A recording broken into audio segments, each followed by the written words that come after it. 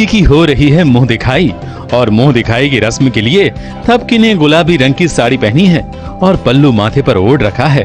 थपकी का चेहरा साड़ी से भी नजर आ रहा है, फिर भी घूंघट उठाकर उसके चेहरे को देखने की कोशिश हो रही है।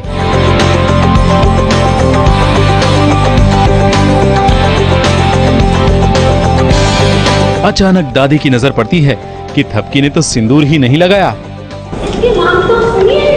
अरे ध्रुव बेटा, देखो तो तुम्हारी पत्नी की मांग में सिंदूर ही नहीं है। अरे वहाँ क्या खड़े हो, आ जाओ अपने दुल्हन की मांग कर दो। तो उन्होंने विहान को आदेश दिया कि मंदिर से सिंदूर की डिबिया लाकर ध्रुव के हाथ में दे दे।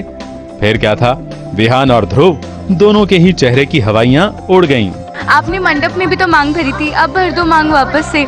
पर किसी तरह से वो चले गए, क्योंकि मुंह दिखाई में लड़कों का क्या काम, तो मैंने खुद ने अपनी फिर मांग लेकर भरी। क्या सिंदूर लगाने की बात आते ही ध्रुव थपकी के हाथ में सिंदूर की डिबिया थमा के अपने कमरे की ओर चला जाता है और थपकी तो अपने घर के बाकी सदस्यों के साथ सेल्फी लेने में बिजी हो जाती है। उसे कहाँ पता है कि उसका ध्रुव उससे क्यों नाराज है।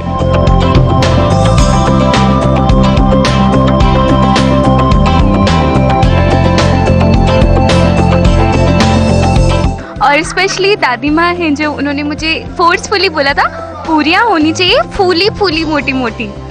तो मुझे काफ़ी नर्वसनेस हो रही थी, क्योंकि घर में इतना ज़्यादा मम्मा ने काम नहीं करवाया। मम्मी या तो अदिति से काम करवाती थी या खुद करती थी। मुझे ज़्यादा से ज़्यादा ऑफिस में बिजी मैं रहती थी, तो इतना घर का काम नहीं करवाती थी मुझसे। तो मैं थोड़ा सा नर्वस थी कि पहला दिन ससुराल में कैसा जाने वाला है, कैसे बनने वाले हैं खाने पीने के आइटम।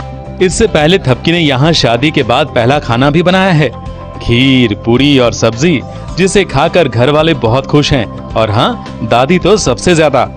लेकिन जिसे खुश होना चाहिए वो तो मुंह फुलाकर बैठा हुआ है। थपकी को अभी तक सच्चाई का पता नहीं है और लगता है ध्रुव ने अभी तक उसे बताया भी नहीं है। लेकिन जब थपकी को पता चलेगा तब उसके भी सारे रंग उड़ जाएंगे। ये तय है। मुंबई से निशु मिश्रा और पारस कोठारी के साथ एबीपी न्यूज रिपोर्ट।